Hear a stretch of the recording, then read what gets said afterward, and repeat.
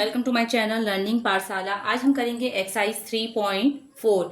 तो देखिए यहाँ पे फर्स्ट क्वेश्चन है जिसमें आपको ट्रू फॉल्स पूछा गया है। तो फर्स्ट है आपका ऑल रेक्टेंगल्स आर स्क्वायर। क्या सारे ही रेक्टेंगल स्क्वायर हैं?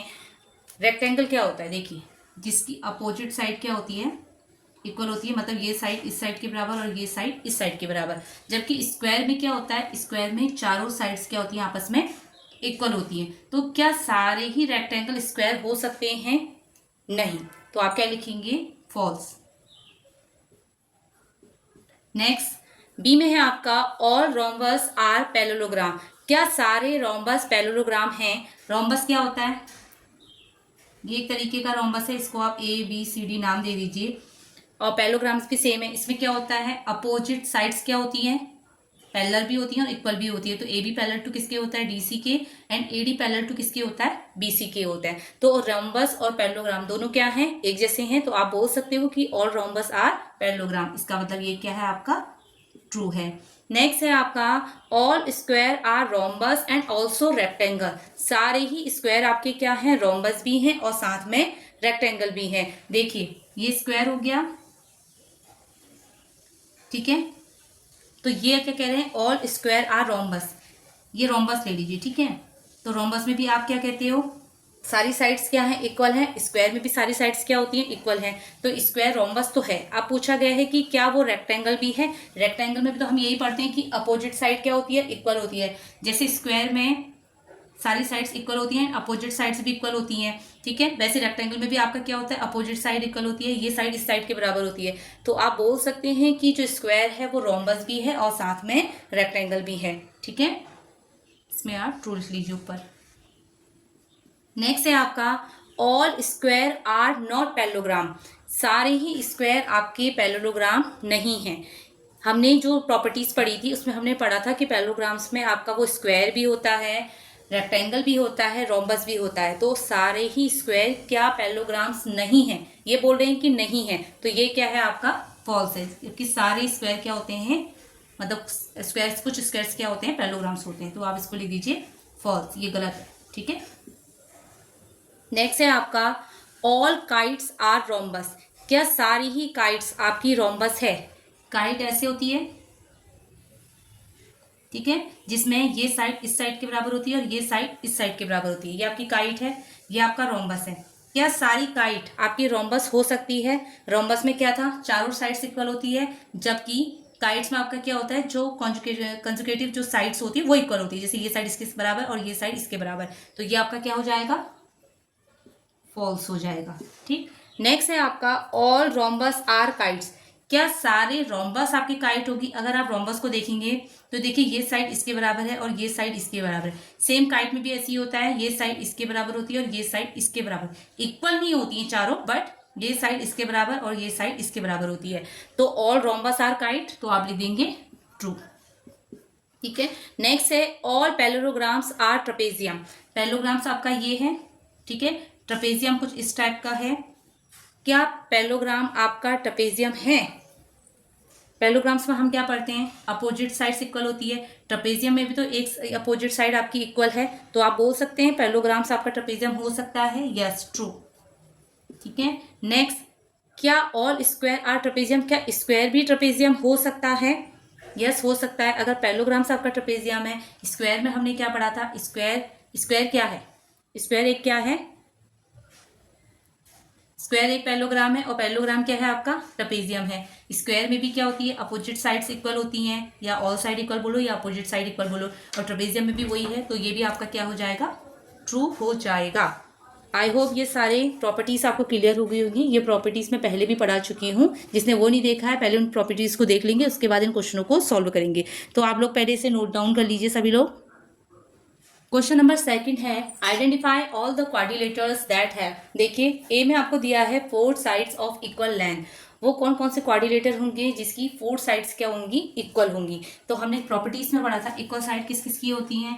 एक आपकी स्क्वायर की होती हैं जिसकी ऑल साइड्स इक्वल होती हैं, स्क्वायर। और दूसरा कौन है? वो rhombus. Next, 4 right angle. 4 right angle किस किस में बनते हैं? एक आपके स्क्वायर में बनते हैं 4 राइट एंगल, ठीक है। और दूसरा किस में बनते हैं? आपके रेक्टेंगल में।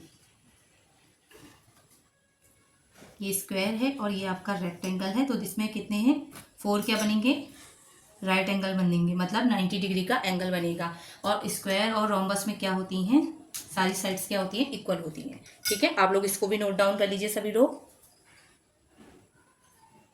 देखिए क्वेश्चन नंबर 3 है explain how a square is. Square आपको बताना है कि स्क्वायर क्वाड्रिलेटर कैसे है, पैरेललोग्राम कैसे है, रोम्बस कैसे है एंड रेक्टेंगल कैसे है। देखिए पहला टॉपिक है आपका क्वाड्रिलेटर। आप इसको क्वाड्रिलेटर कैसे कह सकते हो, देखो क्वाड्रिलेटर हैव 4 साइड्स, हमें पता है कि क्वाड्रिलेटर में 4 साइड होती है और हमें ये भी पता है कि स्क्वायर में भी 4 साइड होती है। तो इससे हम बोल सकते हैं कि जो स्क्वायर है वो एक क्या है आपका क्वाड्रिलेटर है। कैसे बोलोगे, आप बोलोगे बिकॉज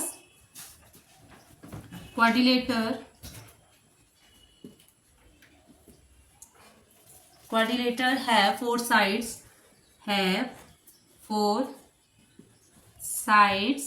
quadrilater में 4 sides है। also square have a 4 side, उसमें भी 4 side है। तो आप बता सकते हैं कि क्या है स्क्वायर क्या है। सो स्क्वायर इज अ क्वाड्रिलेटर। ठीक है, नेक्स्ट ऐसी पैरेललोग्राम्स ले लीजिए। कैसे बोल सकते हैं, parallelogram have opposite sides are parallel. Parallelogram में हमने क्या बोला था, अपोजिट साइड क्या होती है इक्वल होती है। सॉरी पैरेलल बोला मैंने, पैरेलल एंड इक्वल। ठीक है, तो आप बोलेंगे बिकॉज पैरेललोग्राम है opposites sides are इक्वल भी होती है एंड पैरेलल भी होती है। ठीक, सेम स्क्वायर का भी ऐसे ही होता है। ठीक है, तो आप बोल सकते हैं also square have opposite sides parallel and equal. जैसे आपका पैरेललोग्राम का होता है सेम स्क्वायर का भी हो सकता है। तो आप लिख लीजिए also square have opposite sides are equal and parallel, same हो गया। ठीक है, तो आप लास्ट में क्या लिख लेंगे, so square is a parallelogram. अब बात आई रोम्बस की, आप लिख लीजिए rhombus have all sides are equal. Rhombus की सारी साइड्स इक्वल होती है, सेम ऐसी स्क्वायर की भी सारी साइड्स क्या होती है इक्वल हो सकती है। तो आप लास्ट में कह सकते हैं स्क्वायर इज अ रोम्बस। लिख लीजिए because rhombus have all sides are equal,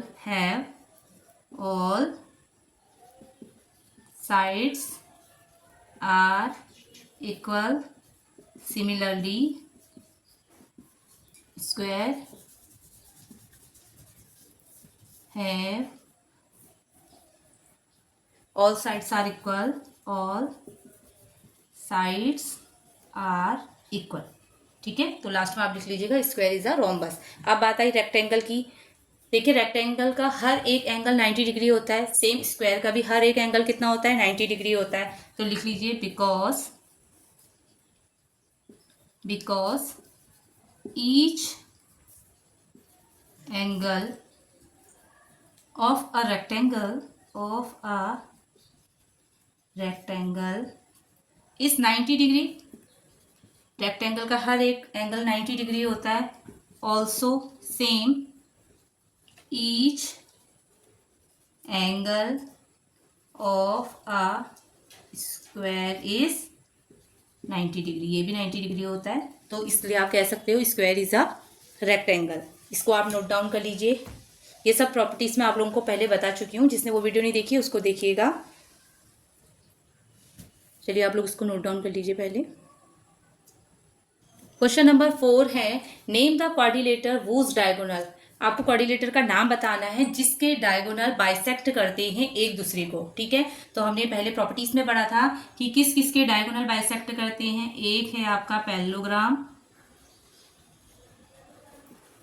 के डायगोनल्स बाइसेक्ट करते हैं, रेक्टेंगल के,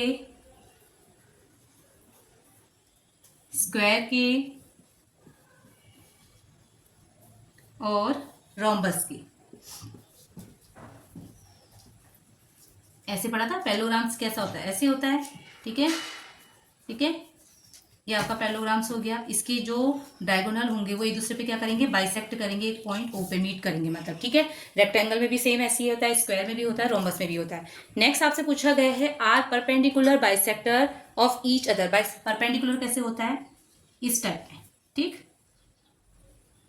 परपेंडिकुलर ऐसे होता है। ठीक है, तो अब बताइए perpendicular bisector of each other किस में होगा आपका। एक है आपका रोम्बस, कैसे अभी बताती हूँ, रोम्बस, और दूसरा है आपका स्क्वायर। देखिए स्क्वायर और रोम्बस में जब आपके बाइसेक्ट करेंगे तो ये देखो, ये जो है ये परपेंडिकुलर है इसके, फिर यहाँ पे कितनी डिग्री का एंगल बना आपका, 90 डिग्री का एंगल बना। ऐसे आप देखोगे तो यहाँ पे 90 डिग्री बना, यहाँ को देखोगे तो यहाँ 90 डिग्री बना, और यहाँ देखोगे तो इधर 90 डिग्री बना। तो ये परपेंडिकुलर है, तो आप बोल दोगे रोम्बस और स्क्वायर।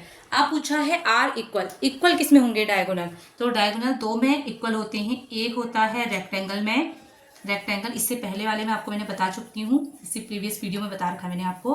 रेक्टेंगल और स्क्वायर में क्या होते हैं, डायगोनल इक्वल होते हैं। हमने ऐसे पढ़ा था, रेक्टेंगल जैसे ए बी सी डी, दो डायगोनल है ए सी और बी डी, तो हमने बोला था कि जो ए सी है वो इक्वल किसके है, आपके बी डी के इक्वल है। डायगोनल क्या है, इक्वल है। तो आई होप क्वेश्चन नंबर 4 तक आप लोगों को क्लियर हो गया होगा। इसे नोट डाउन कर लीजिए। जिसने प्रॉपर्टीज नहीं पढ़ी है पहले प्रॉपर्टीज को पढ़ लीजिएगा, उसी के बाद क्वेश्चन को सॉल्व करना है। वीडियो अच्छी लगी तो प्लीज़ वीडियो को लाइक शेयर और चैनल को सब्सक्राइब जरूर करें। मिलते हैं नेक्स्ट वीडियो में। Thank you.